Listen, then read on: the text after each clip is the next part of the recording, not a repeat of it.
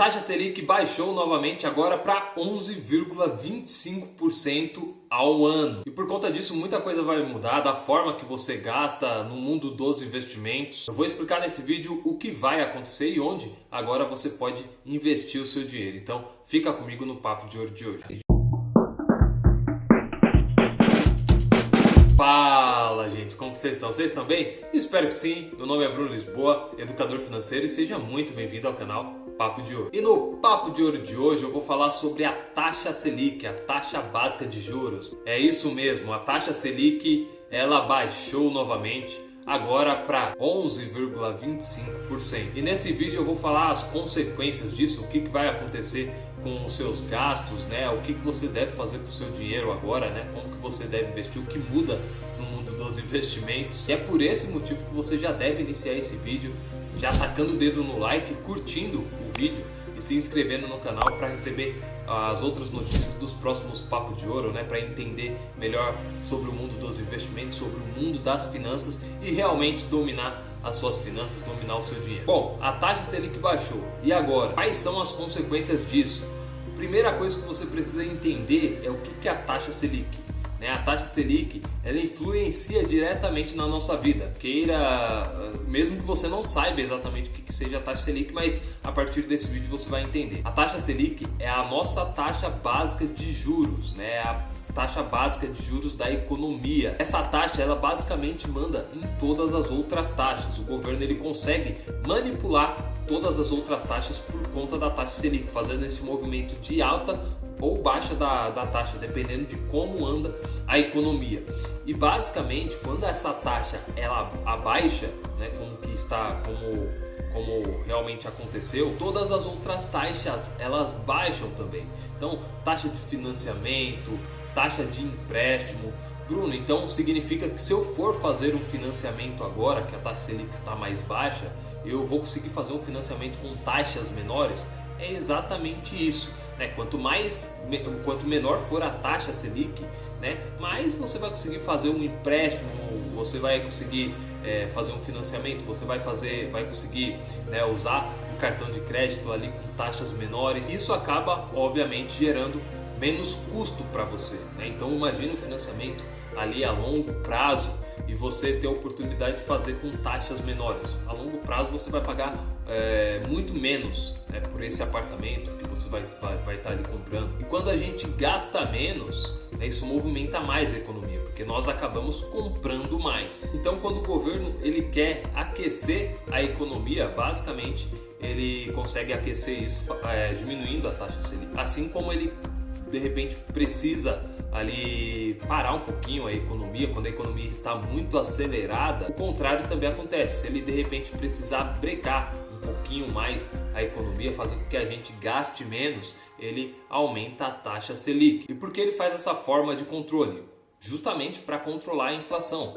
Então a inflação nada mais é que o aumento dos preços dos produtos que nós consumimos. Quando a economia está muito aquecida, ou seja, as pessoas estão comprando mais, a tendência é que os produtos que nós consumimos, eles ficam mais caros, A inflação, ela chega através desse produto. E aí, se não tiver nada que faça com que esses preços desses produtos uma hora comece a cair ou dê um break nesses produtos, as coisas saem fora do controle. É por isso que o governo, através ali do Banco Central, ele fica fazendo essa jogada de aumentar a taxa Selic, diminuir a taxa Selic, estabilizar, dependendo muito da inflação. Já nos investimentos, a taxa Selic, ela também influencia. Bom, nós temos duas classes de investimentos, os investimentos de renda fixa e os investimentos de renda variável. Geralmente, o que acontece? Os investimentos de renda fixa, eles são atingidos mais diretamente pela taxa Selic. Quando a taxa Selic, por exemplo, ela cai, afeta nos investimentos aqui de renda fixa, na rentabilidade desses investimentos de renda fixa, e esses investimentos de renda fixa que antes estavam pagando mais, ele diminui, agora vão passar a pagar menos. Investimentos de renda fixa é aqueles investimentos mais seguros, Então, quando geralmente uma pessoa visa segurança no mundo dos investimentos, ele vai optar por investir na renda fixa, né? Então, quando a taxa Selic ela diminui, esses investimentos então passam a render menos para o investidor. E o contrário também acontece. Quando a taxa Selic ela sobe, esses investimentos passam a render mais. Já os investimentos de renda variável, eles têm um efeito contrário, porque o que acontece? Esses investimentos aqui, eles são os investimentos que têm uma rentabilidade, que dão uma rentabilidade para o investidor de forma mais segura, certo? Então, quando essa rentabilidade aqui ela cai, né? Quando a taxa Selic ela cai e a rentabilidade do investimento de renda fixa cai também, as pessoas tendem, o investidor, né, na verdade, ele tende a olhar com mais carinho para os investimentos da renda variável, porque ele começa a pensar, o que eu posso fazer para ter uma rentabilidade maior nos meus investimentos? E aí o que o investidor faz? Não sei. É isso que você está pensando mesmo. Ele começa a migrar da renda fixa para a renda variável. É por isso que quando chega na época ali de decisões ali da taxa Selic, a gente consegue observar isso geralmente de forma muito clara. É claro que na renda variável nada é certo, né? Não dá para cravar nada, mas é um movimento que a gente consegue observar ali com mais clareza, que quando a taxa Selic ela diminui, a tendência é que o gráfico ali, né, da renda variável como um todo, ele começa, os investimentos da renda variável como um todo, eles começam a dar uma subida, porque as pessoas tiram o dinheiro da renda fixa, igual eu falei, e colocam ali o dinheiro na renda variável. E o contrário também acontece, quando a taxa Selic ela sobe, por exemplo, aqui os investimentos da renda fixa, eles sobem também. E aí as pessoas começam geralmente a migrar, né, da renda variável para a renda fixa, porque elas também pensam, nossa, os investimentos ali da renda fixa, eles estão dando uma rentabilidade maior. Então, já que eu consigo, né, que os investimentos da renda variável são um pouquinho mais arriscados, já que eu consigo ter uma rentabilidade aqui dentro da renda fixa com mais segurança, por que eu vou deixar o meu dinheiro aqui na renda variável arriscando mais? Certo? Se você não sabe a diferença entre renda fixa e renda variável, eu fiz um vídeo explicando melhor sobre isso, então vai aqui no cardzinho, assista, porque você vai entender muito melhor do que eu estou falando. Então ficou claro que agora, né, que a taxa Selic ela diminuiu, os investimentos, a rentabilidade dos investimentos da renda fixa de forma direta ou indiretamente tende a diminuir. Quais investimentos são esses, Bruno? Os investimentos do Tesouro Direto, isso inclui o Tesouro Selic, Tesouro Pré-fixado, Tesouro IPCA. Também inclui os investimentos que você empresta dinheiro ali para os bancos, né? Quais são esses investimentos, Bruno?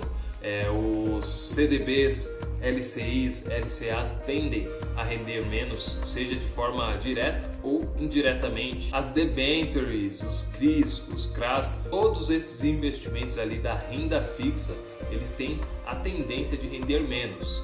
Por que eu falo tendência? Porque tem investimentos da renda fixa que não são diretamente ligados à taxa Selic, né? A gente tem, por exemplo, os pré-fixados. Então, se você de repente investiu em algum pré-fixado, um CDB pré-fixado, né, no passado, a sua rentabilidade não vai mudar em nada se você esperar até a data de resgate. Agora, se você for investir num pré-fixado daqui para frente, a tendência é que esses investimentos no passado, que antes eles estavam oferecendo a 12% ao ano de rentabilidade, agora a rentabilidade caia por conta da baixa da Selic. Já os investimentos da renda variável, que são um pouquinho mais arriscados, né, mas podem oferecer uma rentabilidade muito maior para o investidor. E quando a gente fala de rentabilidade, a gente está falando de tempo, né? Então imagine, você de repente demoraria muitos anos investindo na renda fixa para ter uma rentabilidade muito maior em poucos anos na renda variável, investindo nos investimentos certos, porque na renda variável você acaba se tornando sócio de uma empresa, ou seja, dono realmente de uma empresa, e você compra todos os riscos dessa empresa. Se essa empresa for bem administrada,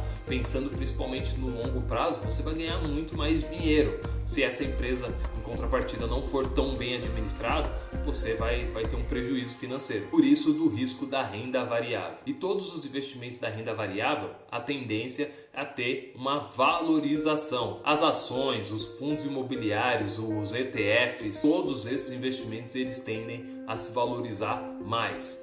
Tem alguns investimentos que são diretamente ligados ali à Selic, que podem se beneficiar ainda mais com isso. né? Então, falando especificamente de ações, nós temos os investimentos ali de varejo.